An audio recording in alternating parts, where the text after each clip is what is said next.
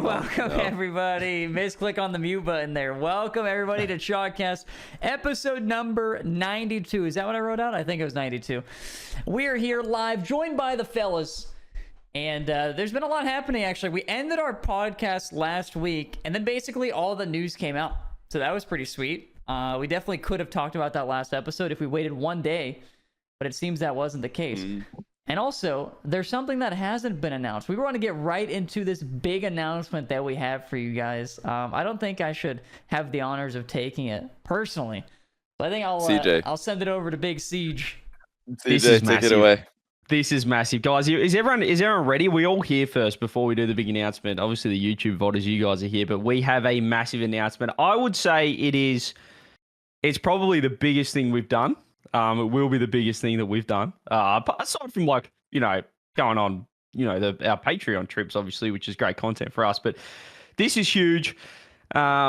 And we have a massive announcement. And without further ado, I think we're just going to get straight into it. We have been cooking up something behind the scenes. I'm going to post the tweet right now so Rizzo can pull it up on stream. We've been cooking up something behind the scenes in collaboration with Shopify Rebellion, as well as Chalkcast. We've been cooking up a tournament, not only a tournament, but a weekly tournament, a weekly 1v1 EU and NA tournament. That's right, 2 tournaments per week that we are running in collaboration with Shopify Rebellion. We're going to be streaming it. It's going to be a $1,000 prize pool per event. Winner takes all. 12 invited players for EU and NA per event. 4 open qual spots every single week as well. And we're going to be running that on all of our streams alongside Fear and Hootie. So you'll be seeing that on mine, Johnny Rizzo's, and the Fear and Hootie as well. So we are cooking up, and that will be starting, all things going well, it will be starting next week, and we'll just be running that bad boy all the way through until the end of the year. So this would not be possible without you guys and incredible support already from Shopify Rebellion. Obviously, I've come on board with those guys, and that was super pumped to start something, to get a tournament going, to help out the scene, and it should be great. So hopefully we get some players. I'm actually wearing some merch as well. Oh yeah, show the merch. Actually, I saw a question in chat immediately. Somebody asked, can they sign up? Fellas, what is the answer to that question? Yes. Absolutely, you can. Well, not quite yet, but very, very soon you can. Soon, yeah. The sign up page is minutes away. Hopefully, we should have that page. We'll just reply to the initial tweet that CJ put out there. We'll put the sign-ups out, and then yes. And the other thing to mention that we didn't actually put in this tweet, but we want to make completely obvious from the beginning, is that it will be seeded based on ranked MMR. So you got to get your rank up if you want to get a good seed. So get grinding in game. Yep. Also, stream it. Not that you have to, but I just want to watch. Stream it. So yep, everyone can stream it. You can watch it. You can do whatever you want with it. And yeah, if this is obviously huge from Shopify to get involved with us, we're so happy to run it, to help host it. And if you guys could just give the tweet some love as well. Obviously, we want to make this as much of a success as possible each and every week. And yeah, we can see, I guess, depending on how well it goes, we might be able to have some even bigger things in store in the future. So yeah, let's try and get behind this, and yeah, hopefully you guys enjoy it. I like the idea of winner takes all. $1,000. That's get right. In there, winner takes all. It's nice. Second place, unlucky. Hey, you got unlucky. At least you got some good lessons. Good lessons in the final, I suppose, how to play better maybe next time. But there's going to be lots of them. There's going to be a bunch. So, you don't win the first one, just go again. And yeah, hopefully, I'm hoping as well, like Rizzo said, that a lot of players stream their runs, and a lot of, if not like actual player POV, they grab, that we can link up with players. They can get like a specific person to stream their games if they want to. Stream on their channel via like a broadcaster, like a caster, friend, whatever. We'll try and make that happen. We definitely want as much content as possible to happen out of this, to just be a flood of 1v1 content, especially with ones coming to RLCS. So yeah, shout out to Shopify for making it possible. An absolute flood of content. Also, somebody in chat asked, do we know who are invited for now? Do we want to say a name or two, a couple names? Do we want to keep that a secret? I'll just say first and foremost, there are big names participating. There's great players participating. Yeah, so I don't want to spoil it yet, because we'll keep that. We can't just tell you guys everything. We've got to save some announcement, but we will announce the players who are invited when we know them all. And out of so I threw out some invites today to 12 NA players. There's 12 invites every week. And so far, 10 of them have accepted. So you can probably guess who some of them are because I just invited the 12 top ones players in NA server. And SAM players as well, because a couple of SAM players do play NA server.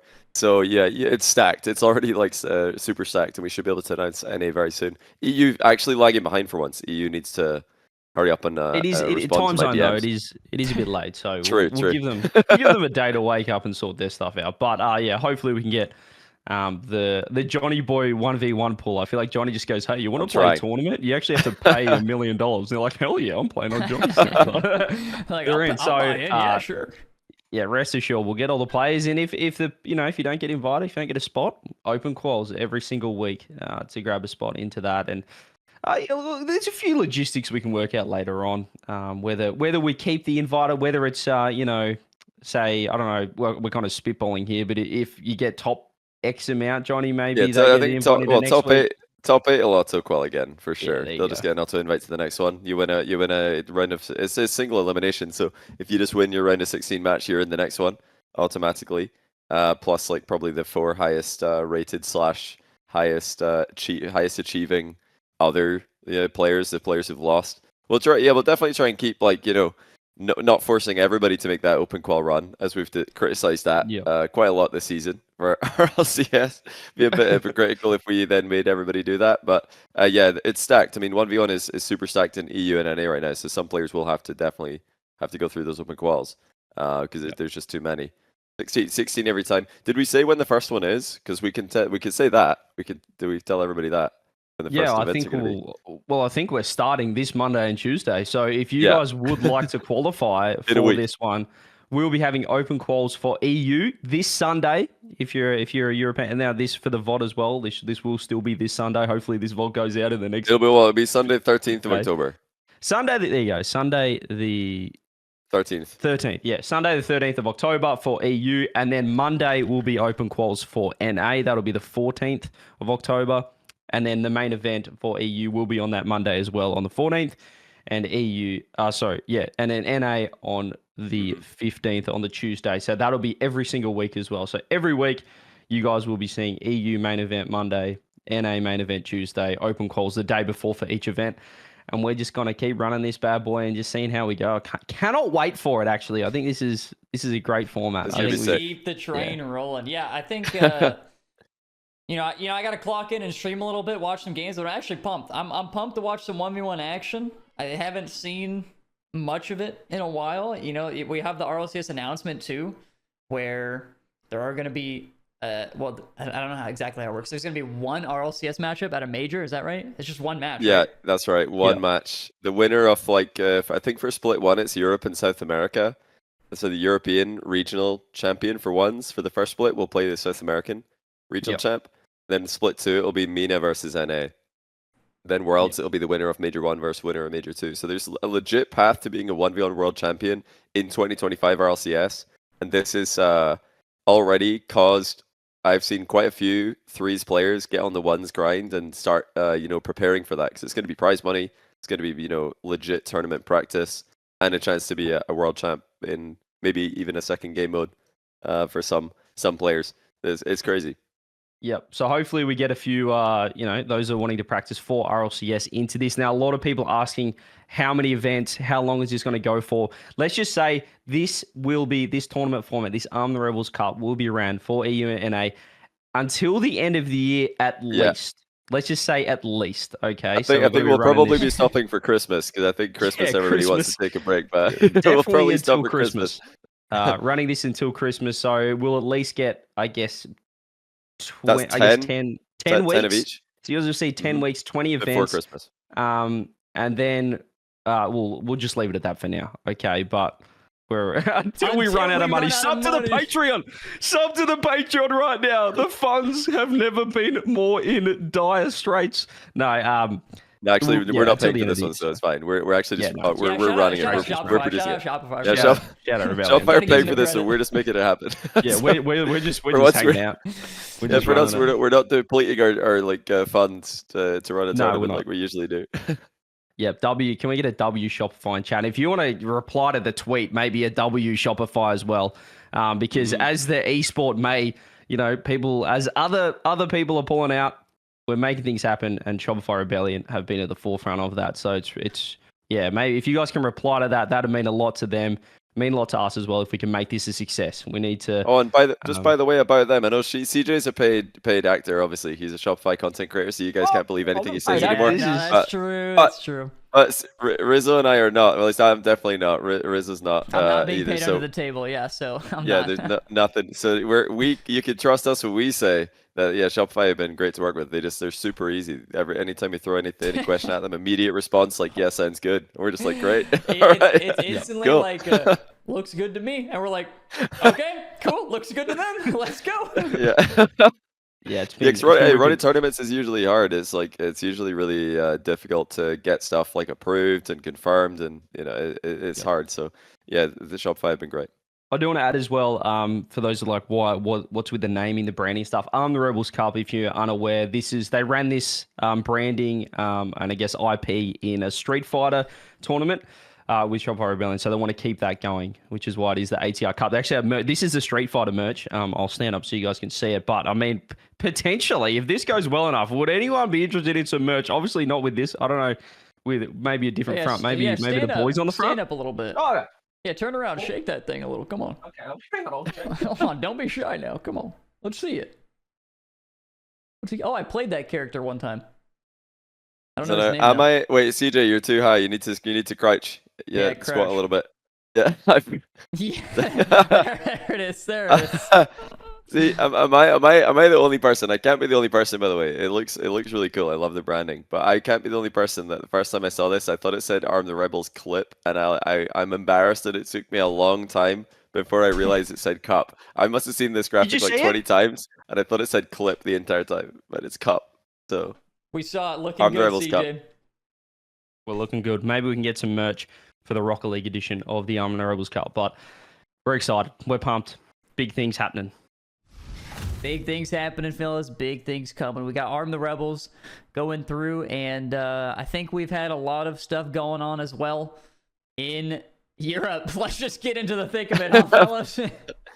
Wait, before we get to Europe, a new Tbates profile picture dropped. I don't know if we have that available with our producer now to show everyone. I thought this was brilliant from Tbates, a little self-roast from him, which is fantastic. But it's actually just a really... I mean, the amount of emotion in this photo really is incredible. I mean, this is up there with like the beast mode photo of looking at the BDS celebration. The 2.2k likes that Tbates got for this new profile pic tweet should. It says, what does it say on that one? Like 150 on Twitter right now. It's got 2.2k, so that's got a lot of likes. But yeah, good tweet by Tbates. I thought I'd give him some props for that one. Yeah, it is actually a great picture. Unfortunately, I do feel like he will be having that same picture recreated next year after after all the roster rumors, everything I've been hearing about as well. Yeah, it's okay. Sorry to interrupt there, but yeah, there are EU roster rumors. This is kind of relevant though, the image with the BDS behind him. Shall we start with that actually? Because one of the rumors that's been leaked is BDS are not expected to field a team for the start of 2025 RLCS, but they're expected to be back in Rocket League in the future. So they're not fielding a team immediately, and that is because Rizzo. Why is that? What happened? They had MonkeyM00n. They just won the world championship. They've got the Dralii ExoTiiK. Like surely they're just going to run it back, right? No, right? That's actually a really good question because like you said, they did just win the world championship, and they could just reuse that roster. But just do it again. I guess honestly. They decided nah. And nah. I guess two of their players are going elsewhere. You got MonkeyM00n and ExoTiiK heading down over yonder to Vitality. That is nothing official. That is rumored still, right? But it's looking likely. Well, we say it's unofficial. If I see one more B getting posted by MonkeyM00n, ExoTiiK, and Zen, Yeah. One more B. Yeah, they also keep Johnny's audio broke, but they also keep posting. Let me see if I can find a M0nkeyM00n tweet of this guy posting another B. But you're exactly right. They keep posting these like troll. Let me just show it. It's a really good. Honestly, it's a really good GIF. Me explaining it doesn't do it justice. I'll just. M0nkeyM00n keeps tweeting this GIF of this silly looking bee. What is this bee? Am I too old for this? Why do I not know this? A bee to anything Rocket League related. I can't figure out what a bee is in Rocket League. I just don't understand. What could that mean, makes guys? no sense at all. I mean, Vitality are the Hornets, so that's nothing to do with. I mean, it's not a bee. No, it's not a bee. They're like the pink suits or whatever. They don't have bees. No, I can't think of what it would be. But what is this? What is the bee GIF? Is it like a TikTok trend or something? I don't know what that GIF is. Why this bee? I have no idea what that bee is, but obviously. Okay, good. I'm glad I'm not the only one. I thought I'd genuinely be the only one in this podcast that didn't know it. You guys would be like, "Are you serious?" Oh, guys, it stands for BDS. Oh. We were all. Everybody was wrong. Okay. Oh, so they're all joining BDS? Is that what's happening? Oh. Yeah, it must be. Yeah, they're all is that why BDS? Because Zen replied with a B. Look at the reply. Zen replied with a B image. Then it's the same B. Therefore, it must be the same team. BDS. Exactly. But that's not the rumor.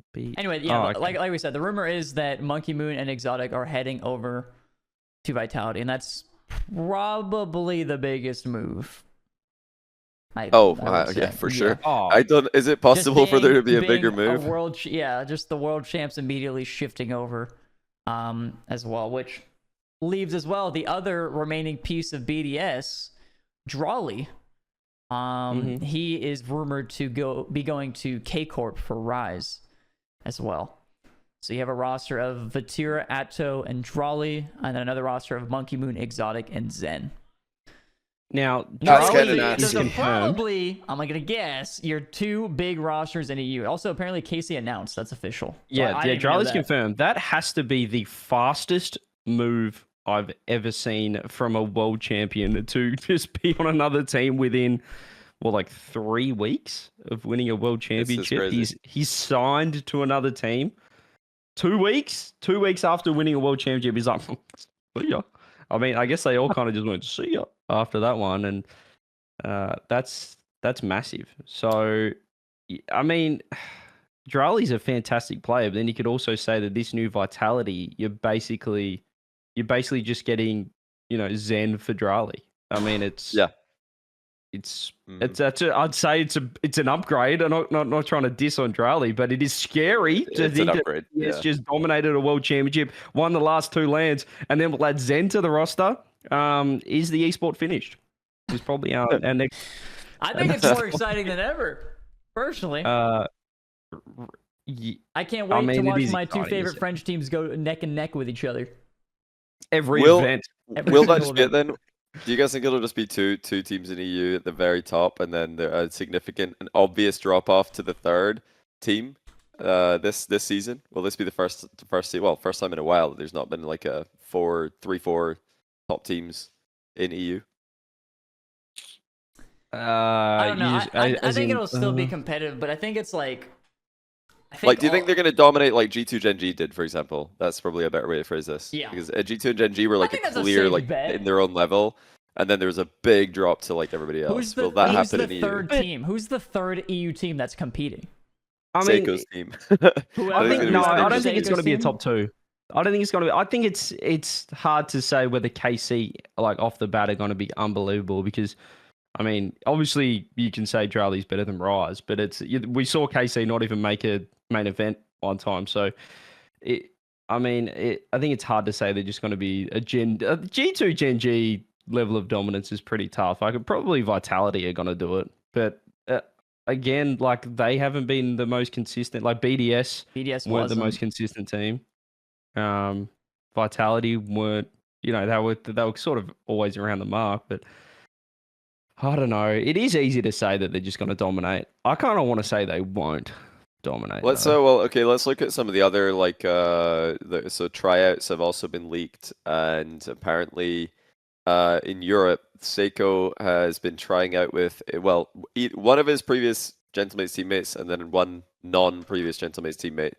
Apparently the trios that have been attempted are Seiko Juicy Radosin, Seiko Itachi Oski, Seiko Juicy Oski. So it looks like either Itachi or Juicy will be sick with Seiko, and then one of either Oski or Radosin, or someone at that level. I think, if you got like a Seiko Oski plus either one of Itachi Juicy, that's a pretty scary team. Yeah, that's a good team. Oski looked pretty beastly at the end of the season that just passed, so I think they could compete for sure. They're going to be taking series. What was Space Station's record against G2 at the end of the year? Like 0-8 or something in RLCS? It was they didn't win. They never beat G2. But I think like that team would beat Vitality at least once. I would expect them to if they team up. Here's a question.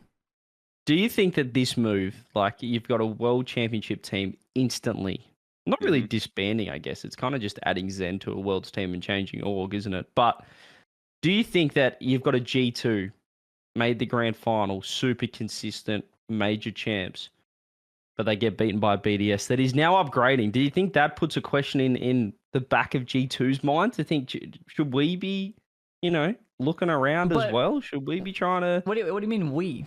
Who's we? Well, just G2. I'm not trying to pick out anyone. I'm just saying, do we need to... You were on the team or something. It was weird how you said it like that. Oh, well, I was saying, should G2 be saying, should we be looking at... Okay. Look, I can hypothetically be on the team in this situation as a fourth man. Sure, you're the coach here. Does it, you know what I mean, though? Does it make you think? Does it make you go, okay, well, if they've just won Worlds and we didn't, should we... I mean, yeah, maybe, but like, who do you pick? That's always the question, is like, who is the upgrade? Like, the top 6 EU players just got grabbed. Maybe not top 6 directly, but like, interchangeably, close enough sort of deal. Like, who's even your option if you were to even grab an EU player? Because I don't think you take an NA player and upgrade the G2 roster. There's close matches. There's close upgrades. Well, do you think LJ? Do you try an LJ on that lineup? Do you try it? I don't know. We've already seen Daniel LJ, which is crazy because I always forget about it. I actually forget that it happened. Yeah. Yeah. Nah, there's no way you change. No way. Surely not. I mean, we said surely not BDS. Surely BDS don't change a player, but they did. But in G2's case, I mean, really, no way. There's just absolutely no way that you make a change. You obviously stick, I'd say. Best chance. And I feel like since there's not really been anything heard so far, I think they've got to be sticking. Surely. Well, it's all. I mean, I think so too. But also, it's just like a long offseason. I think they're sticking no matter what. But I don't think just because you haven't heard anything yet is the reason they're sticking. They still got, 2 months. I don't think. Well, now that all the EU, knowing all of the rumors that have been put out so far, I think the only way that G2 could feasibly upgrade a player, because it sounds like EU is kind of like starting to get locked in. Like any potential upgrades or like similar level players are already like confirmed for a team or sound confirmed. So the only way G2 could upgrade is like grabbing like Rawas or someone from Falcon. Okay, that would be crazy. That's not happening. I would be interested. I would be interested. Yeah, imagine they just like would separate the twins, got like one of their biggest competition, and I think that's probably the only way you can upgrade. There's not many players who are an upgrade like on paper for a G2 player. Maybe it depends where you rank Atomic right now. I know Tbates thinks Atomic's the best player in the world. I'd probably say Atomic's probably like top 15 in everyone's list, I would guess. So do we think that G2 are only like unchangeable? I guess if like there's no NA player that would get on the team, but let's say a hypothetical world. Do you think that let's say one of the big dogs goes, I might move to NA. Does that make G2 think about it? If Rawas if Rawas tells like Dan TRK goes, he's like, I'm interested. Like you think about it for sure. Yeah. I don't see why you wouldn't. I don't think it's a. Lectride says in chat, people need to stop underrating Atomic. I don't think it's any player on a team. It's just sometimes like a change. It's not underrating Atomic to say that Rawas is maybe an upgrade for Atomic, is it? Like, I didn't speak like the way that I spoke right there. Did it really sound like I was like, oh yeah, G2 should be picking up Rawas? I mean, obvious upgrade. I mean, what are they doing? No, I'm like, okay, it's really hard for G2 to even find an upgrade, and even an upgrade sounds completely ridiculous because it would be speculative at best based on like, regional language differences. But even if it did all land perfectly, it's not a massive upgrade, is it? It's like, okay, we've taken a huge gamble for a player who's better by half a tier on average. It's not a huge upgrade. Everyone's saying Nas. Now, look, I understand that he subbed in for EWC and they did beat BDS, but like, I feel like it's a small sample size for like a sub in weekend, and they got the job done. But I don't know. Let's not forget, like, I'd say same with the Great White as well, the Chiefs run beating Gentlemates. Let's not forget that, M80 weren't exactly too hot in NA, like, in terms of regional form. Nas wasn't, I wouldn't say Nas was setting the world on fire individually either. No one's ranking Nas higher than Atomic right now. Like, it really is. Outside of the EU players who are probably already locked in, because it sounds like the roster shuffle happened really quickly in Europe, so they probably already started putting pen to paper or getting agents to read over contracts and stuff. It really would just be the Falcons players, not even TRK. TRK's I don't know if TRK could comment English. The Falcons guys use a surprising amount of English in their comms. If you listen to one of their videos, you'll hear they do comment English a lot, so they maybe could. But if you're talking like who else is even on paper at Atomic's level or higher, like Jan, I don't think he comes in English. No. There's just no one. There's literally no one that G2 could upgrade. First killer, probably, but I don't see it happening. I feel like they're just gonna stick without any hesitation. And even then, like, his first killer really, like, I feel like if you're going to make a move like that, it should be a direct. Yeah. It should be either we hate each other as a team, so let's get a new player, or this is a direct upgrade. And also, what are first killer stonks like at the moment? Like, I feel like his stonks aren't exactly as high as they once were. Yeah, he just lost to OCE twice. And, it obviously was just 1/3 of the team, but that's still a quite large percentage of a team who lost to Pioneers, who, wanted to bench one of their players for their coach going into the last, when they lost too many points to make the last LAN of the season before Worlds. Like, not a good finish for first killer. But I mean, yeah, if you're trying to individually rank a player, I'd say first killer maybe edges Atomic by a little bit, but not enough to take a risk. Like Rizza said, if you've got a good team, you don't even think about that. That's not. What's the upside to that? There's like such a massive risk for a tiny reward that you don't even think about it. Now, I think this is really going to please the YouTube commenters, because everyone asks every episode, have we talked about G2? We flipped a Vitality M0nkeyM00n move into just talking about G2. There we go. There you go. To the YouTube commenters out there, we have pleased the masses. W in chat, we've talked about G2 for 15 minutes. But yeah, that move is massive. I guess do we have any final thoughts, I guess, on this Vitality thing, apart from, I guess, breaking up the entire region with this domino effect? So it's ExoTiiK and M0nkeyM00n. So ExoTiiK, I want to know your thoughts on that one, because Zen and ExoTiiK they've been friends for a long time. They actually played multiple tournaments before Zen was a pro together. Do you remember like when DreamHack did those like off-season tournaments, the Boost Cups? They did a 1v1, 2v2, and 3v3 Boost Cup. Zen and ExoTiiK won the 2v2 one for Europe together. And that was before Zen was a pro. So they go way back. And that's not surprising to see at all. But are you at all worried about that aspect, like teaming with a longtime friend? Is there ever been a time in your guys' careers where you think, oh yeah, me and this person, we get along so well, obviously we're going to be great teammates, and it doesn't work out that way? No. No. I actually knew of my teammates before I teamed with them. Like, vaguely knew them. Yeah. You never team with somebody, you're like, oh yeah, this has been my, this is my pro team, but this is the guy I want to play games with. And then you eventually land in a team, and you're like, wow, we suck. Wow, unfortunate. I mean, that sounds like us in ranked, or like us on the show match. But like, we can CRL teams. Maybe not in the show match, But, actually. like, Hang yeah. on, we are the most spread apart team ever, by the way, on the We stats. are far apart. We're very separated. Yeah. Did we mention that on stream? I mean, I feel like we just played. Yeah, I think we did talk about that stream. But I think we actually just took our podcast geographical locations and applied it to the pitch. Triangulated the map. So basically, what happened? I don't know if we probably did mentioned explain it on last shot. episode, but you can. Yeah, We did. So we went on the ball chasing for Worlds, which just happens to have in the same group as like the RLCS Worlds group has our show match as well, and we are the most far apart players on the pitch than anyone in the world. On the other end, the closest together is BDS. So we are clearly the not anymore. Not anymore. Sorry, not anymore. They're not anymore. They're not separated. Yeah.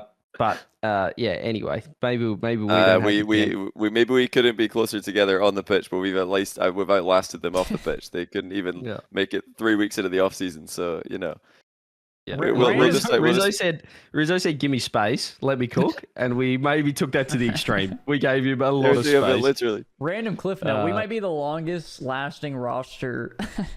It's true. All time Since Worlds. Oh man. Since Worlds. We're the only ones sticking together post Worlds. That is absolutely crazy. No, but I guess touch on your friend. I kind of did it with Karmine. I teamed with Karmine, and then he went to Chiefs, and then we teamed back up again and was successful again with Renegade. So, it can happen. I think that it's going to be a fantastic team. People, I feel like not for the longest time, but NA. Or people will say ExoTiiK is a bit of a bot Fennec kind of player, but I think he's just a world-class threes player. I don't know what it is, but he just wins. I'm pretty confident that roster is going to be. We've got to talk about ExoTiiK and Garrett. Garrett was on last week's CJ. Do you remember this at Worlds? This was a massive debate in the green room. I don't know if you knew about this, Rizzo. It was in the green room backstage. There was a big debate going on between Tbates and some of the other casters. I heard about this. About he lied to discussing me about this, by the way, but go on. He lied to you about this? Yeah. Really? He worded it very differently than what everybody else told me. Oh. And then when somebody else said it in front of me, I was like, "That's not what you said," and he had the most guilty look. So okay, wait, what did he tell you? Let's hear that first. This is what Tbates told Rizzo. There was a big debate going on about this. He was talking about ExoTiiK specifically and how good he is. So he was talking. You guys were talking about ExoTiiK and Garrett G, and Tbates had told me, he goes, "Yeah, so I might have said that ExoTiiK might be better than Garrett," and he really downplayed it, right? But every time I heard it from 2 or 3 other people, and they're like, "Yeah, Tbates said Garrett G is better than ExoTiiK, word for word, quote. Garrett G is better than ExoTiiK. Garrett G is," and 3 people. And I'm like, "Dude, that's not what you said to me. You lied." But he just looking guilty in the corner. No, yeah, we should have asked Garrett about this last week. We had him on, and Garrett's actually he's still got it. It's got some of his streams recently. I've been seeing him pop up in some high-rated ranked 2s games. And twos ranked is something I respect a lot in a player, much more I think than most other people in the scene. So yeah, Garrett still got it, but ExoTiiK is world championship MVP caliber.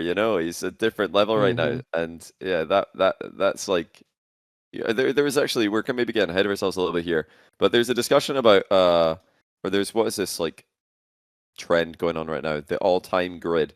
There is a most underrated all-time grid player being discussed on Reddit, and Remco got the nomination, which is actually a good shout. I think he is underrated, but I think ExoTiiK's one of the most underrated players in Rocket League history. He's way up there. He's so underrated by fellow pros, by casters, by the community. He's just insane because of that bot Fennec playstyle. One thing, what was it? Garrett told us after. I'm sure he wouldn't mind us saying this because it's true. But he told us after the show last week, we were chatting to him a little bit. He said that ExoTiiK, if he wasn't a known name with accomplishments, would struggle to get tryouts in NA because of the way he plays, which is really interesting to me because he's got that no air roll, just jump and hit the ball without air roll. Where's the tornado spins? Perfect 50. Yeah, where's the flip resets? Where's the flare? Where's the air roll? He still hits flip resets, but they just look he's like a task bot. It's just it's so efficient, but it just doesn't look. He has no flair, I guess. Well, he does because he scored some insane goals at Worlds, but it's just the way he moves is so straight line. like you said, it's not like a free flowing sort of thing. Mm-hmm. But yeah, as you said, he's always been. 2 years ago at Dickie's Arena when he was on Semper, when he had COVID and couldn't play on stage, he was still absolutely popping off then as well. So he can perform on land, and I think it's kind of made. I don't know if like BDS winning has made people rethink like threes or rethink like what makes a good player. But we were talking to Garrett last week. We've been playing some threes. Chronic's trying to the M0nkeyM00n settings. Everyone's trying to like walk around the pitch like a Tachi now and not use any boost. I feel like people are really trying to like overhaul their threes mindset. Because of what EU are doing. So it's interesting. I think it's going to work. Like, long story short, on the Vitality roster, I think it's probably going to work. The only way that I could see it not working is if there's some kind of leadership battle between M0nkeyM00n and Zen, because surely M0nkeyM00n's been, the captain or pseudo captain for a long time. When people play with M0nkeyM00n, you play his play style. Like, the team is going to play the way he plays, because he's the GOAT of the open era. And then when you play with Zen, you play to Zen's play style. You whatever Zen wants to do, we're doing that. Now I know there's probably more that goes into the strategy behind the closed doors than simply let's just play the way Zen and M0nkeyM00n want to play. I'm sure it's more of a discussion, democracy. But who's gonna be the guy who establishes dominance in that team? Do you think M0nkeyM00n or Zen? Who's gonna be the one with the final call on how they're gonna play if there's like a big clash of play styles? I would hope it's a coach. Coach? He's fair. We don't even know I would hope it's some sort of coach, but I would also just say M0nkeyM00n in general. Really? Okay. Why M0nkeyM00n? I mean, he has 2 dubs. Zen has 1. Fair He's enough. the old head. Simple as that. I think they're kind of they're pretty well. I think they all respect each other equally on that team, which is pretty handy. And look, I don't want to like flip it to another team, but this really leads on to something that I was thinking about is with KC. Similar question. You kind of have Vatira now, who I'd say in terms of stonks is the 3rd player on that team with Atto and Dralii coming across. He's kind of usually been the star man, Vatira on any team. But I think Atto's really overtook him this year, individually on that team and how he was performing. And now you've got a world champion joining as well. Does that change the leadership on KC? Vati being more of the 3rd? I don't think so, because Atto and Dralii, Dralii's still so young, and Atto, just knowing him personally, like knowing how he is, I don't think he's going to be the guy to sit down and be like, nah, Vatira, you need to... Like, I'm sure he's got a lot of insight, and they have I think these teams are very, very professional with how they approach the game and how they approach improvement.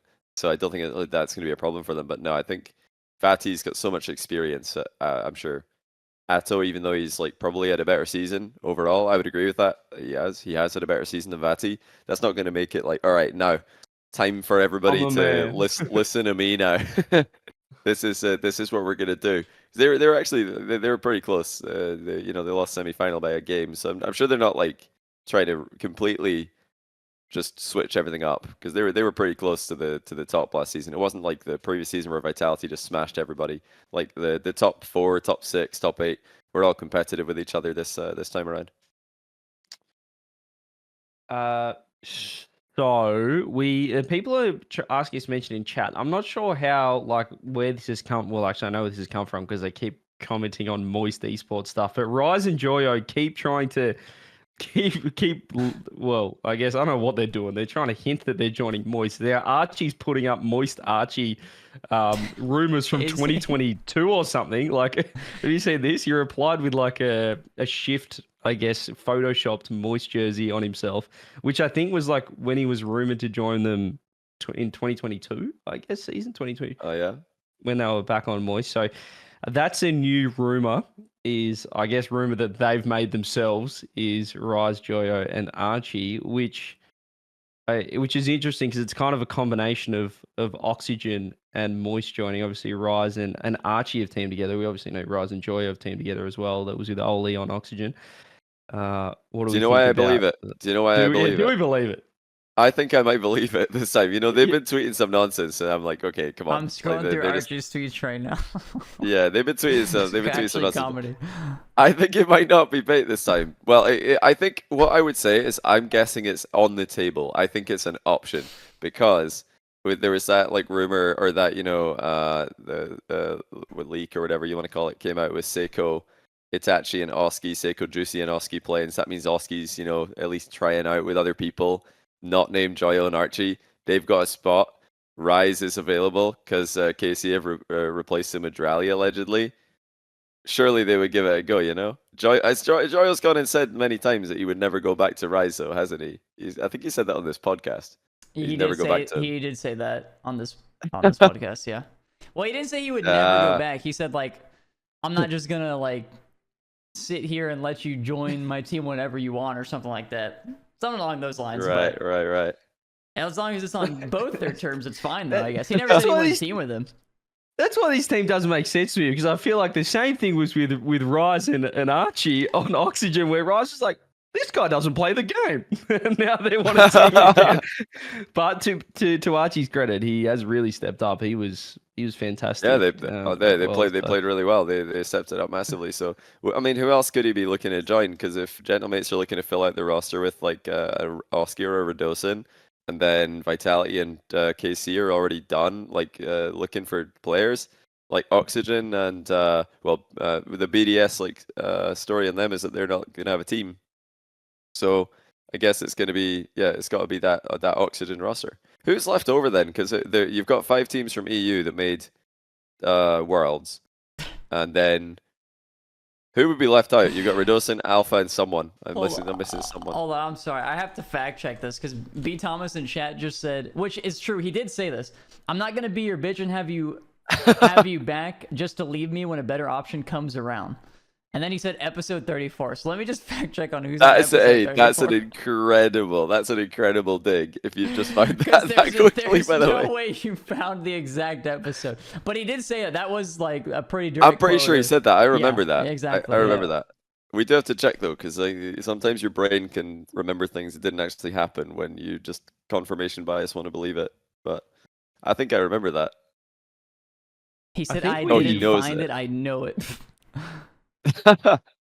I think we covered. I can't believe you said that. I think we covered like every player though, haven't we? That was at Worlds, Johnny. I don't think we've. For anyone. Europe, somebody's missing. I can't. Oh no, it would just be the other one if Itachi or Juicy, right? So whoever Seiko.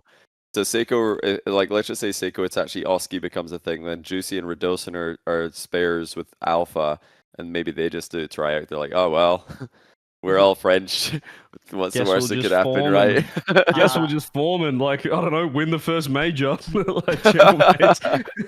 an update, he lied. B. Thomas is a fraud. That was the Gladiators episode.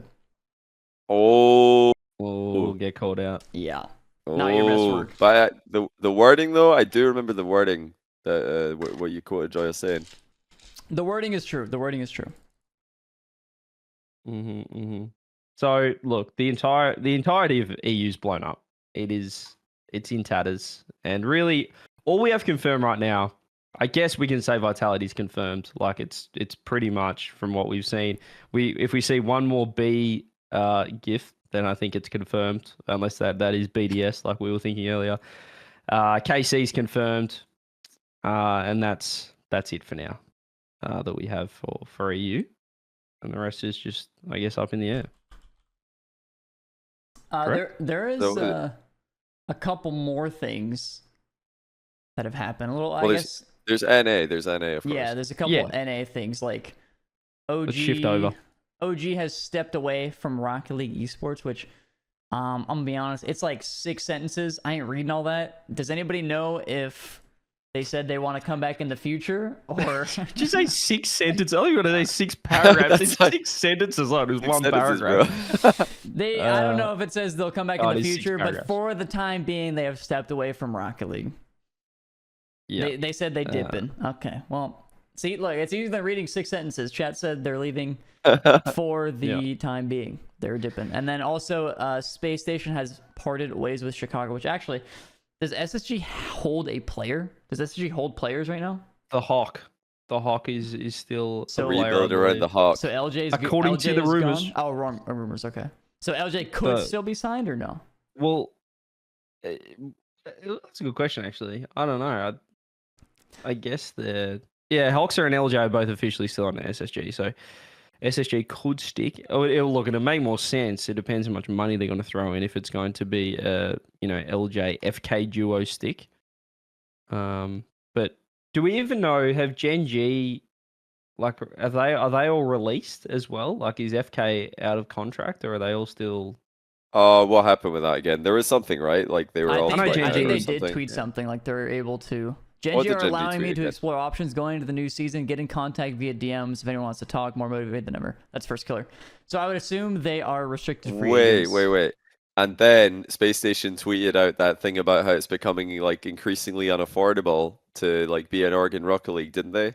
And that if you stay, then They it's did, out of yeah. passion, not out of like making a was that business the decision anymore.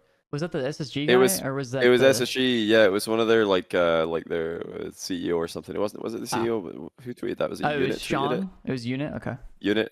Sean tweeted it. So basically, what we can read between the lines on that statement is they saw First Killer's like agents' demands, and they're like, "Holy, this is becoming a passion project. We are not going to make any money here. Like, what on earth is this? We gotta pay this guy 25 grand a month. Holy cow!" So yeah, that's probably what's going on then. I guess they're like trying to figure out how do we afford First Killer. Bye bye Hoxer. Unless LJ tweeted it, he's released. I don't remember if he tweeted anything. I don't even know if LJ's ever tweeted. I'm thinking about it. I ain't seen that guy. He's kind of like he's like the new Sipical, isn't he? Yeah, he retweeted he retweeted his signing session at the London Major. Good. That's up to date. Good to see he had a good welds and a good EWC then. That's one of his most recent tweets. The other one is a SSG ad. So nice. All right, so yeah, they definitely made him tweet both. They made him tweet both those tweets. He's doing everything basically in private right now. All of his messages and all that stuff. You know, he's trying to find a team in private. Oh my days. No Twitter. Okay, so Cargo's off the team. We haven't heard about Hoxie yet, so we've got some rumors as well. We got some tryout rumors with ExoTiiK and Kofa. And where is this? Can you link that? I've got it linked. If you just scroll up a little bit in our little chatty chat there, it's in there. A little tweety tweet. So SSU with ExoTiiK, Kofa, ExoTiiK, Wavy. Achilles tweeted these ones. I wonder if that's in order. They're like, right, ExoTiiK, Kofa. Okay, that was trash. Let's just go with completely different players. ExoTiiK, Wavy. Probably not. They probably have it booked before they even do the first one. But this comes from Achilles_XF. Stumpy, please don't tweet at me. I just want to be sure I get the credit out there before I show this. Because it's not going to show it here. So Achilles_XF once again, just to be sure we're safe. Okay, perfect. Which is, okay, also, this is a really weird read, by the way, so let me point with my mouse. This is like TSM's roster goes down this way, but then... Oh, I guess Europe goes across. Yeah, Europe goes across. NA goes down. Yeah, it's weird. Except NA on the end is across. Yeah, Gentlemates have not found a way to duplicate and triplicate, if that's a word, Seiko. Triplicate. Or yeah, I don't think that's a word, but you know what I mean. Multiplier, something like that. Yeah, so as you can see, SSG with Hoxer there, Common Kofa, Talk, and Wayne. Just saw this. TSM with Crispy. What the fuck? What? Crispy's coming to NA? He's in... No, isn't he already there? I thought you went there for, what do you call it? For CRL? College or CRL. Yeah. Yep, well, CRL. Relating Wave and Speed went for CRL too, so is Crispy there too? Yep, he's been in NA a while. Where have you been? I didn't know that either. He just won a CRL event? I thought Relating Wave won it. Wait. This guy said JK, I'm lying. Okay, cool. Just got baited. I'm just lying. No, I just made that up, bro. Unlucky. With Calix and CMS. Okay. That's who TSM are trying out. They're looking at their list of players: Andy, Oath, Crispies, and Neil. To play with who was the other 2/3? The other 2/3 again is Hockey Creams. Interesting. Well, Wavy left TSM as well, so Wavy left. He's exploring his options. As you can see there, he's trying to join SSG with Talk. He is, yeah. And Hoxer. So tryouts are happening. The other big one over here is Dig announced that they're going to rebuild around Stizzy. Clearly, that's a thing still because Stizzy's been trying out with Jack and Chronic. Could be a Gen G with Stizzy added instead of FK, Ollie, and the Great White. Someone did ask in chat, where the hell is the Great White going? Well, right now he is still in the NA with Stizzy. That'd be a full EU team as well in NA. So what? So I'm confused by this a little bit though, because like I swear Jack was tweeting the other day about selling his PCs to like go back to PCs. Yeah, I was surely he's going back to EU. He did. He's in Europe again. He's in Europe right now. So he's back. So this could potentially be Jack and Chronic and Stizzy in Europe, or he's flexible. I mean, I guess they're trying to figure out what to do. I mean, I imagine he could just go back to NA. He go to his Canada, visa expired. There you go. He needs that visa connections if he wants to go back. But also, he probably just wanted to go home and get his mum's cooking as well. He's like, what am I doing out here in Dallas? Like, this sucks. I want to just go home and have the Texas breakfast. Barbecue's kind of nice though. The barbecue's kind of nice. I don't think he's got a barbecue set up in his apartment though back there. So. AK, he's queuing with Stizzy all the time. So he's establishing that 2v2 relationship, which is huge for the threes. It is. Okay. Very nice. I know Jack Joria's reunion. They're not. I think that ship has sailed because it looks like he's trying out with absolutely everyone in Stizzy except Joria's. All the other combos, even Jack Oli, but no Jack Joria's. And so that'd be an Oli. How many moves now? How many EU to NA moves have there been? Oli to be the. Why did you just burst out laughing? This guy said, "Gotta go home for beans on toast and tea." You're talking about mom's home cooking. No, I bet he's back home for fish and chips because he loves his fish and chips. But hey, we tier listed US and UK food the exact same level at the Shotcast Patreon. If you want to see our episode, you'll have to buy the Patreon sub, $5, and you can see how we tier listed cuisine. Chips, by the way. USA and UK did not come out too well. That's all I'm going to say. $5 for 65 released episodes. 65 episodes of value out there. Patreon.com/Shotcast. Check it out. We'll have one of these coming out soon. Our Texas review, the Buckies. That's right. The big Buck did that last night, so... Get on board, a little Patreon plug, a little mid-break Patreon plug. Dig though, that's about it for the rumors. Apart from one thing we didn't touch on, the Grey White is going to OCE. Whoever said that, absolutely not sure. The one thing we didn't touch on though, Rizzo, was Chrome. Gen G has released Chrome. That's one thing Gen G have done. Chrome tweeted, looking for a team to coach for next season. If any orgs or players are interested, my DMs are open, so a little bit of a coach. I've heard, not like from rumors or anything, but I think just like the general public, that I feel like a lot of the Chrome stock has gone down after his spot on Gen G. Because I think he was looked at pretty highly as a coach, and then as soon as he steps in for Gen G, they just kind of slumped over and kind of died. I mean, we'll never know.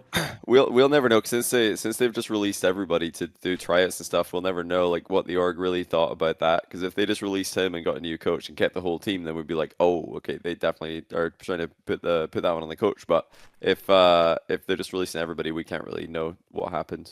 No. There's not really a lot of public facing coaching in Rocket League. It's all behind the scenes, so we have no idea what to read about that one. Yeah, we don't know if it's unfortunate timing, the fact that he kind of joined and then they lose to OCE and just really fell off a cliff, or that it was unsavable. It doesn't matter who, but definitely his stonks have gone down a bit, at least publicly. We don't know really behind closed doors until someone says luckily something. For like coaches, it's usually all behind the scenes. What do you call it?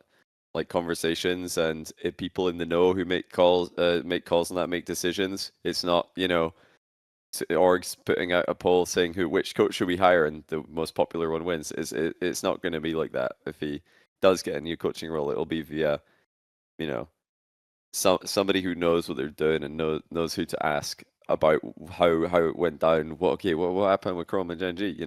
I don't know the answer to that, but whoever inquires about him as a coach probably will, or we'll find out. And someone or a coach who stonks, I think should be pretty high at least, is Jimmer, who we didn't touch on. This was a couple of weeks ago, but did announce post-Worlds that he is trying to look for greener pastures, trying to get a move to EU or NA. I think that is, if you're a player out there, if you're a team, if you're an org looking for a coach, he's someone that I do know what he does behind closed doors. I cannot vouch for him highly enough, as someone who obviously Power had the perfect domestic season. and I guess wants to see if he can push that even further. And yeah, hopefully he does, because I think he deserves it. He's a coach that he's always sort of, chatting to your Sathus and stuff in their little coaches bubble and whatnot. So trying to bounce off the big dogs, and I think he'd go well on any team. So pick him up, and I think that's about it for any massive moves. That we've covered most things apart from BDS expecting not to field a team. Achilles tweeted that as well. Even though they've just announced the LAN, which I guess they'd already planned for pre not having a team, they've announced that they're having a LAN. Yeah, they're because they're attending Flip and Spin, aren't they? No, they're like hosting a LAN as well, which just got announced. Wait, BDS are hosting a LAN? BDS are hosting a LAN without having a team or having a team for the start of next season. They've just announced. Wait, I didn't know about this. What? Take the Throne LAN, November 23rd in Switzerland. Take the Throne, November 23rd. 6 invited teams, I believe. So Take the Throne. I'm looking it up. Oh, there it is. Team BDS Take the Throne. They've got BDS, Vitality, and Karmine Corp listed on Wikipedia there, but wait, yeah, I what guess is they're this? not going to be in that. BDS yeah, I didn't know about just this at announced all. the LAN, but they don't have a team. But they're hosting and running a LAN, so they've clearly already had this put in place. I just linked it. Thank you. For your viewership, for your eyes. Take the Throne TT on Twitter, on X. So I'm not sure. That's what's pretty cool. Is there November 23rd. What day is that? What day is November 23rd? A Saturday. Oh, it's a Saturday. Cool. Sounds interesting. Looking forward to seeing who ends up there. So yeah, they won't have a team, at least for the start of 2025, is what they've kind of pulled back and gone, well, we've kind of lost our... Yeah, they're going on a bit of a... Wait a sec, guys. Playing one last tournament, and then you can leave. That's what they're going to do. They're going to reel it back in. Oh, man. Going on a little... Someone said they're going on a sabbatical after winning. A little pilgrimage away. They're just taking some time away. Oh, it's another World Champs win. We'll probably win one by the end of next year. But yep, that's their all announcements. Can we get some confirmed ones players for the event? Are you talking about the Arm the Rebels 1v1 Cup? You already asked that, bro. It's coming. Don't worry. We're not going to tell it right now. It's coming. TM. After the podcast, what we will do is we will tweet out the sign-up link to the open quals. That's our next order of business. But then announcing the players will come. The invited players will come later. Yep. We can nearly announce NA. We're just like waiting for a couple more confirmations. Then we can announce it. We want to announce them all together. It's a bit like, I don't know, why would we make like multiple announcements? 10 out. Here's the first 10 and another one and then another one. I know you want to know, but be patient. One thing we didn't really talk about, and we saw it, or we didn't see it on the roster rumor thing from Achilles, or like the tryout rumor, is LJ and First Killer have been like kind of locked as a duo, I guess. I think that's still a rumor, technically. But LJ and First Killer looking to team, and I was just wondering from you guys who you think are good potential thirds for them. Like, who can they, I mean, realistically, who can they grab in NA, I guess, first and foremost? I don't know if I really want to talk about international grabs unless it's players who've already kind of made the move. Realistic? Like, yeah, exactly. Be a little bit realistic with it. You know, you could always talk about your WAS and stuff, but I don't know if let me be Twitch chat. Let me be Twitch chat. NAS, number one. NAS is priority. The one. Get him there. Yeah, I mean, number one. I feel like he is a decent pick though. Like for that team, it kind of makes sense. Exactly. That would be a good tryout. tryout. Kind of does make sense. That'd be a great tryout for that team. No, that's not true at all. That makes sense. Rookies? Do you go rookie? It's worked the last 3 years. We're talking about some of the young bucks. Who the hell is even a rookie though? There's not even. I mean, I guess you got to find them.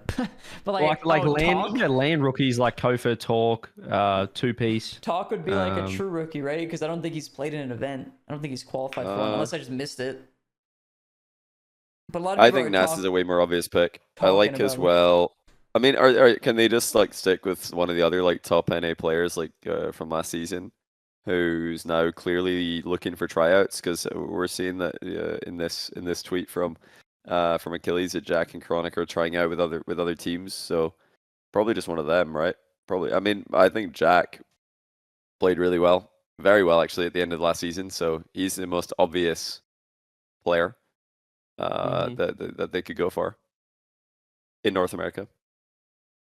I think his stocks are pretty high, obviously after EWC, but I think just in general from the NA circle, I think that a lot of people got their eyes well and truly on Nas. Well, obviously G2 when they needed a player to pick up for EWC, that was the kind of the first cap off the rank. So yeah, that's Jack a and Nas likely seem one. like the obvious ones. Yeah. I think they're the clear picks for that spot. If I was like just to handpick a player, I'd probably go for Jack, and then Nas is a good one as well. The Jack and FK run it back though, or are there? Is it a tainted? Is there an NA player? Is there a top NA pick we got? Okay, an actual North American resident. Well, okay, Tbates hold on. is what people are. These. Yeah, Tbates is the next best player I think in NA outside of the top teams. I think that's a good shout. Then out of OG, I think their best player at the end of the season was probably, I think they were all kind of even, but I'd maybe go for Com if I had to pick one. Yep. But then, actually, you know who's played so well on multiple different teams is Nolly. Like, you chuck him on any roster, and he's like immediately synergistic with everyone. So, Nolly's maybe. Oh, he's not American. Though. Sorry, I'm breaking the rule again. Oh yeah, no, I didn't even think about it. You said it, and like I didn't even register it either. I was like, yeah. I'm sorry. I just keep picking your base. I swear I'm not doing it on purpose. I'm not being biased. This is actually just who I think is gonna work. My bad, 4K. I thought you'd be a good pick, though. That's on me. 4K could be a number. This convo basically revolves around NA lacking elite players beyond G2, FK, LJ. I mean, you just don't know how good the rookies are until they get a crack on one of these top teams. So, well, we talked about that with Garrett last week. Actually, if you missed last week's live episode, definitely check it out because we talked about that quite a lot about the difference between EU rookies and NA rookies. EU culture around recruitment and NA culture. That just makes we said NA less coachable. Who NA said? rookies. Oh, we did. Oh, yeah. We did do that. Garrett said that. And we agreed. Well, we yes, man. We didn't disagree. That just makes me want more lands, not because of the the big LAN event and stuff, but just so I can watch some NA ranked 2s. Or, well, I guess it's not NA ranked, but like mixed region ranked 2s. That's a better way to say it. It is fun. Garrett was saying it was so easy because every time you got a European on your team, it's a free win. Who was it he pointed out in particular? It was like Seiko or something. Was it who did he say that anytime he got this? No, was it Juicy? He said whenever I got Juicy in my team, he would try like 1, maybe 2 flip resets per ExoTiiK. 2v2 game. ExoTiiK. Was it ExoTiiK? It was. I mean, you could probably put any of them in there, and they all apply. Like they're just going to keep it very simple and try 1 or 2 flip resets a game. 1 or 2 fancy plays, and the rest are just going to be super solid. Apparently I'm wrong. Seiko. Chat's all like Seiko. Okay. Apparently I'm misremembering. That's on me. But if you watch, that's like all of the top French players in 2s. They all do that in 2s. They're all super simple. It's just how they all play. Look, I don't know. I think Nas. Just capping and rounding out this this LJFK discussion. I think Nas probably number 1 pick at the moment. I honestly don't think Jack's I don't think Jack FK. I don't think you run it back.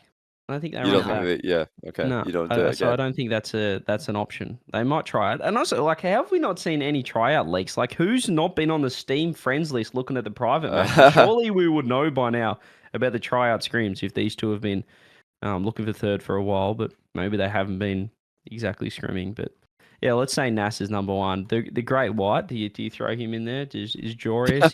He's kind of leaked to a bit of NA. I mean, if he can get Hunter and Kaka a top 8. Yeah, surely he could go pretty far with Farskiller and LJ, right? Makes sense. Sounds like it should be pretty good. Yeah, or an EU leftover. We just don't know who's going to make the change. You know what more teams should do? And I'm not even joking. More teams should literally just go to the 2v2 rank ladder. Like once you're like a respectable time into the season, not week 1 into the season, the ranked season, because it could just be anyone. But if they just look, okay, who do we give a tryout to? Who's high rated in 2s? That's who should get a tryout. I'm not even kidding. Like that's who it should be. Because that's how like Korean League of Legends finds new players back in the day. They would be like, who's this guy Faker who's like highest rated player in ranked? I don't know. Let's give him a tryout. Hey, he's pretty good, actually. Kind of destroying everybody. What's going on? So if we do that, who's the highest rated NA player? LJ. Second highest rated North American residing player. Nolly. Huh? Nolly. Next highest, Cheese. Wavy. Stizzy. And then Nas. So they're all up there. Daniel, Evo. That's how I would do it. I'd literally just give it to whoever's high rated. If we could find the NA faker by just looking at the rank 2's leaderboard, I think we might have done it by now. I mean, Faker is a one of a kind. It doesn't happen all that often, but rank 1 and 2s right now is Zen. So, hey, rank 1 and 2v2 is Zen. It's a pretty good formula. Whoever's rank 1 and 2s is probably worth giving a tryout to, or whoever's high rated in 2s. That's your tryout, I reckon. All right, we are going to switch this up to our final topic. We're going to go to Patreon questions, and I'm going to throw you guys for a bit of a curveball here. I need you guys to look at the stream because we're going to go up to this React cam once again. So you guys check this out. I need you to tell me your favorite color stage of a banana.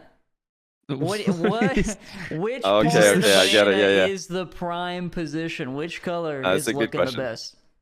Full yellow, number 6 is when I'm going into that thing. Well, 5 or 6. Yeah, Johnny. Wait, where is it? I don't see it on the stream yet. Full yellow. Are you 10 minutes behind? Are you on mobile? I might be. Hold on. Wait, are you showing it on stream right now? Oh, okay, yes. Yeah, okay. I didn't realize it lagged out earlier. Full yellow. Yeah, that's fine. Even like the full. I mean, they're all. I'd go for anything between 4 and 7. They all look okay. Agreed. But yeah, 5 and 7. 5 and 7 is the best. Right. Agreed. 5's when you buy 5 them. and 7. Why is there a gap? Why not 6? If 5 and 7 is. Oh, 6 as well. I mean, 5 between 5 and 7. They're all fine. Like 5 and 7. Yeah, they're all ready to eat. Nah.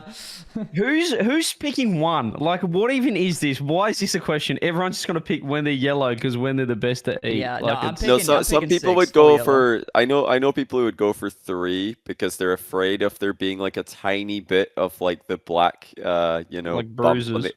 They open up the banana. They're like, oh no, there's a bruise in it, and they don't eat the bruise. Not the bruise. Wait, hold on. When you open a banana and you know the little like black tip on top, do you guys eat that? Yeah.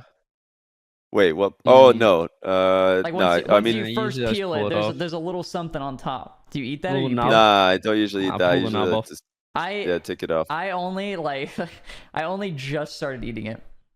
I was being pretty brave. I was being pretty brave. I'm not gonna lie, but I just started. Yeah. It's basically tastes like sugar, right? It's just really sweet. Oh, I don't know. I don't. Well, you eat it. Well, no, I don't think it tastes sweet. I don't think it tastes sweet at all. It kind of just tastes gross. It kind of tastes. I thought it might just taste like the. Yeah, why do you eat that? No, I don't eat that. But like, if there's black bits in the banana, I eat them because I mean it's still banana. It depends how. I don't know if it's that bad. If we're at a 7, that's just the best smoothie ever. Like chucking that bad boy in a smoothie. Like the flavor you get, baking as well. If they're like half rotten, is really good because they're very sugary. Oh, it's falling apart. Like, nah, that's a bit much. I'm not gonna eat that. If it's sweating, the banana's sweating. Nah, that's too much. Okay, now I'm deep diving into the banana question because you see on this picture the top part of the banana or the bottom part of the banana. Which part of the banana do you open the banana? Is it the top or the bottom? It depends. Like. Bottom, no, it doesn't. You always do the top. I'm not a gorilla that just squeezes the bottom of the pot. No, I'm doing the top stem. The bottom is good, but like sometimes it depends on the stage of the banana. If you've got a 3 banana, like one of those, and you need to eat it right now, you're like, I'm starving, I want this banana. I would do top for that one because like it's gonna be like more rigid. So yeah, I'd probably like go for the bottom if it's like more farther along to the right. It just basically like falls off. The skin just falls off of it. But 3, it's gonna like stick. You probably have to dig your nail into it, and then you've just got banana under your nail. I'm like, all right, that's tough. Yep. Great. No, if I don't have access to a sink, I'm not doing that. Though. No matter what. Always bottom. Yep. Nah, I'm a bit of both. Crazy. I'm a bit of both. Just peel it back from the stem. I'm like a gorilla. Just peel it back from the Just open it like it was made to be opened, CJ. What's wrong with peeling it back from the top? That's how the pros open it. It's just easier to open from the bottom if it's like already reached like 5 status, 5, 6, 7. It's like it just falls open from the bottom. It's like meant to be from the bottom. When you try, you'd be like, oh yeah, this is clearly how they were made. how they were intended to be used. Look, somebody in chat said top is easier. No, but no, it's not. It's not actually easier. All you do, like I'll tell you, you just pinch the bottom and it's insta peel, just like that. Some people might not know, but it's actually OP. You can never fuck up the opening of a banana if you go from the bottom. Do you have a banana like on you right now to demonstrate? Shit, I might. Is there one in the kitchen? Maybe there might be one. Hold on. I'll just take that's sick. You need to go see if there's a banana. Quick ones while we're still with our Rizzo. Scott asked for me, what is preventing OCE from making that jump into the top 8? Well, EWC, we did get that top 8. But if you're just talking in general, is it all mental? No, it's not mental. It's just need more practice, more experience against top-class teams. Perhaps in import. I mean, we saw what happened when Jory's team. Guys, they need a rock-solid kind of play to step in. All right, let's see it. You know, it's funny. As soon as I grabbed it, I was like, I need to open a banana on stream. Athena goes, you open them so weird. Let's have a look. So normally, whoa, is that a green top but with bruises on it? Yeah, no, this is an 8 or 9. This is an 8 or 9. It's good. It'll be grand. But yeah, a lot of people will probably open them like this, but it's just so tough to open it like that. I don't know how to do it. It's not though. If you peel it backwards, not fully like that. This banana is falling apart. Actually, this banana is falling apart. But like, show the bottom technique. I know it is. Bottom technique. Here you go. You just give a little pinch. Boom. Over. Yeah. Just like that. There you go. You already opened up. Okay. I still think the other one fell apart easier than what you just No, did see, the danger, CJ, is sometimes if you've got a banana like this, it's like, a Eat 6, a 7, or an 8. Sometimes you pull the top and the banana will just break. It'll like just break randomly because it's like too solid. Do you guys eat that bit? Nah, I don't eat that. Eat it. The nubbin. Nah, that's gross. It's actually weird. See, that bit. I'm looking at it right now. I was like, I don't even want to eat that. You see, that bit, Rizzo, if you go from the top down, you just throw that bit out with the rest of the peel. Like, you don't even see that part. You get the good bit if you just take a big enough bite, you don't even taste the bit. Okay. Wow, this is getting a little hot and heavy in here. All right, what else we got? The Patreon questions while Rizzo eats that banana. Wait, pull another one. Pinchy asks, RMC potentially getting signed by SSG. Is that a thing? Is that a thing? Reddle's Magic Cheese SSG signing? Reddle said he had a call with SSG talking to Cheese in one of his recent videos, and I'm not sure if it was intentionally left in the edits. Holy FBI! You're joking. You're joking. No way. Wait, is that a thing or is that a bait? It's definitely a bait if it's in a YouTube video. Come on. Yeah, it has to be bait. Gotta be bait. Thing is. Okay. There's no way that they've accidentally talked about that. And like thoughts on it, I mean, if they get picked up, then that's cool. I mean, it's a good org. Yeah, I don't know. It doesn't really do much for me. You know what I mean? They pick SSG. SSG signs a team. That's cool. I'm happy an org stays in. That's cool. Oh yeah, for sure. Especially SSG as the org with a lot of history in Rocket League. They just won the Halo World Championships as well, so their esports stonks are going up. Loaded. Yeah, they're loaded. What's the prize pool for Halo Worlds? Oh, actually, speaking of that, so much money. Halo just announced that they're going to UE5. I don't know if you guys saw that. Oh, and I did Fortnite see as well. That. Yeah, was it Fortnite and Halo? They're the two. Wait, Fortnite not in UE5? Was it no, not Fortnite? Was it what other game was it? COD or something? What was the other game that got announced? They went from UE4 to 5. This is a chat question. Chat. This is chat. Valorant. Wow, sorry, there you go. Valorant. Yeah, Valorant. It was Val. God, that's so crazy. But also, it's super easy to port games from UE4 to UE5, apparently. Yeah, much easier. What is Rocket League on? Like UE1? It's like -3. Same engine as Palm. It's going backwards. We're going to be looking like Quake. It's on UE3. Quake Arena. It's on UE3. UE3 came out in like 2001, I think. Do we need to go up to do we need to go to 4 first to then go to 5, or can we go straight to 5? It just takes longer. You can go straight to 5, but you essentially UE3 came out in 2006, but you essentially just need to recode your entire game. Cool. If you go That's from nice. UE3 to UE5, you're basically making a new game. But UE4 can just like port to UE5, which is a lot easier. Okay. Look, one day One day, maybe. Yeah, we'll go to UE5, and it's like Valorant has announced they're going to UE6. We're like, oh come on, like, we just want to be up to date.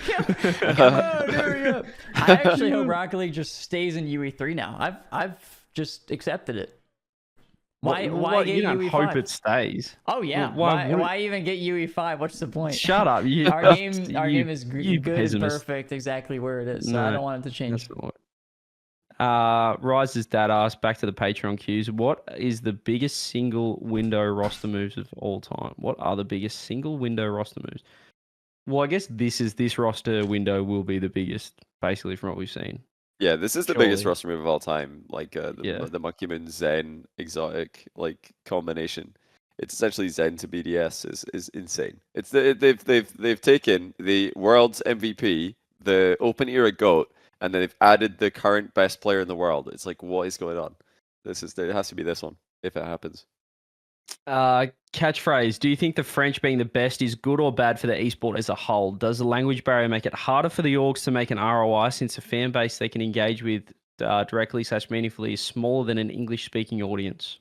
So, smaller? Have you seen the viewership numbers? Two different questions as well. Is it good for the esport as a whole, and are the French making money? I think the French are making some money. Have you seen the view party numbers that KC get, the Gentlemates get? Like if they run a single ad, that's gonna pay like a monthly salary of one of the players. Like if they play one ad, they're fine. Like they're doing better than the English, speaking team orgs for sure when it comes to revenue generation, because they actually make money. They could just run ads. Yeah, I don't even know, like even if like Tyler won or like XQC went and signed a team, I don't think they get more viewers than the French orgs.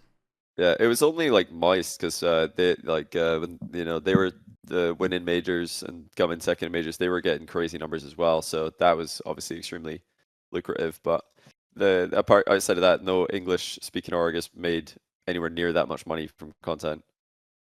They're like the KC are hitting 6-figure views. Gentlemates are hitting 6-figure viewership on Twitch alone, which is crazy. Just add a zero. That's what that does. It just adds a zero to the revenue gain. It's the different level. Speaking of the French, Rocket League Chris, if you were BDS, the org, what would you look for specifically when looking for a new team player to build around? Maybe more specifically, I like this. Is there any player on the EU server you could see being the next guy for the big org? M0nkeyM00n, BDS, Zen, Vitality, Vatira, K Corp. Is there a player you can build a team around? That's so tough. You're saying the next guy, like the guy or whatever? Yeah, it's so tough to even think about. Because, like, are you talking about somebody who's not known? Or are you talking... Probably not, right? I think it could be a known person. So when they picked up M0nkeyM00n initially, they were in rival series. Stop so saying they weren't Nas, bro. Oh my gosh.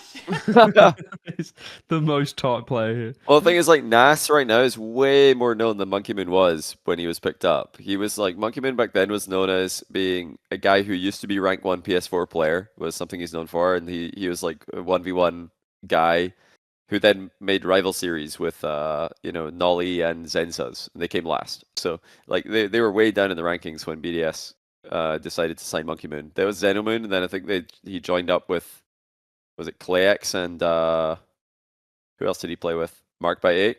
Was that when they signed with BDS? That trio? They were with like RCD Espanol or something initially, and then I think BDS picked them up when they were that trio, and then they grabbed Itachi. Season 8. Eversax, yes. That's pretty good. Yeah, they were Season 8. They were RCD Espanol, ARG, and then they were BDS Season 9. They were like mid-table. 10th best Justin with the raid. Whoa. Who the hell now are we going to be able to watch in the background of our Chalkcast if you're not streaming? I mean... by the way, Justin, that was disrespectful, the photo you put up of the three of us kids talking around the table. I cannot believe this. I know. I cannot believe this. Wait, Eversack says they kicked Clayx after qualifying for RLCS. It was big drama. I didn't realize it was big drama. Was that because they tried it off-season tournament? It went really badly. Then they were like, nah, this isn't working. I didn't realize. What was the drama? Like Clayx qualified and he got kicked and he's like, that sucks. Surely I deserve this. while he's typing and while the new viewers are here, have to plug really quick. We have collaborated with Shopify Rebellion for weekly ones tournaments, North America and Europe. Make sure you check it out. I've chucked a tweet in there, exclamation mark announcement, huge announcement. Weekly ones, 1K winner takes all. We announced at the top of the show. You starting next week. Come on, get in start there. Next week. Open signups, right. Also invited players. Come on now. Open qual signups will be out after this stream. After this stream, we'll get on that immediately. Yep. We're going to post them. Open qual, and make sure you give the tweet some love. We really appreciate it. We want this to be a success. The esport is saved. The off-season is saved. Hell yeah, I'm signing up. There you go, Star Pup. Sign up, open quals. You could take down the best in the world each week. So apparently, just to finish off that whole BDS KlayX thing, so yeah, apparently people felt bad for KlayX trying all that time to make RLCS, and then he got kicked. As soon as they qualified, he got kicked.